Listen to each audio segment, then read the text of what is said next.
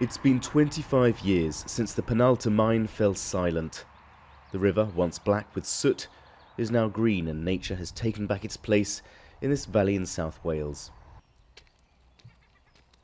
At first, everybody was frightened when the pit shut, but life has gone on, and we've still done well. There have been a lot of unemployment in Wales, but you've just got to travel further for work, like me. With dire poverty and high unemployment rates, South Wales receives nearly $330 million a year from the European Union to bring new opportunities and hope to the Valley's region. But none of that impresses Cullen, who voted leave in the recent referendum on EU membership. I think everybody's just had enough, you know. They want their identity back as a country, you know, rather than be run by people from outside the country.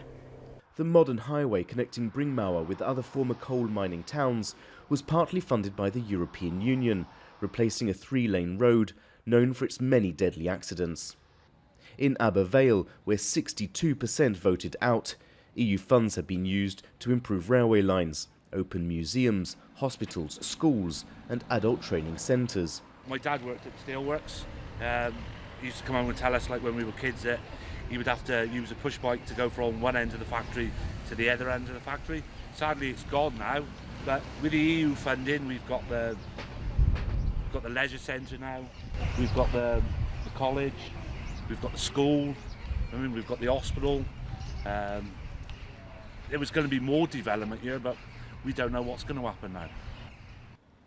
Despite receiving more money from the EU than it contributes, over half of the Welsh electorate voted for Britain to leave the EU.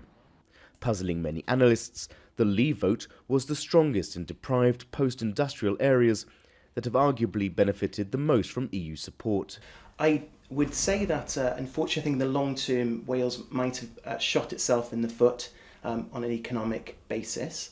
Leave campaigners say many EU projects are gimmicky and that the EU money spent here was British money to begin with, since overall Britain contributes more money than it gets back from the EU. And very often these schemes were seen to be managed by elites and ultimately not delivering for the communities that were supposed to benefit. And so people actually used the opportunity of the referendum to say, whoa, stop the car, I want to get out. The way this car's been driven, we're going to hit a brick wall. The men and women of Wales are no strangers to uncertainty, but they are now hoping for a more prosperous future outside of the European Union. David Keaton for the Associated Press in the Valley regions of South Wales.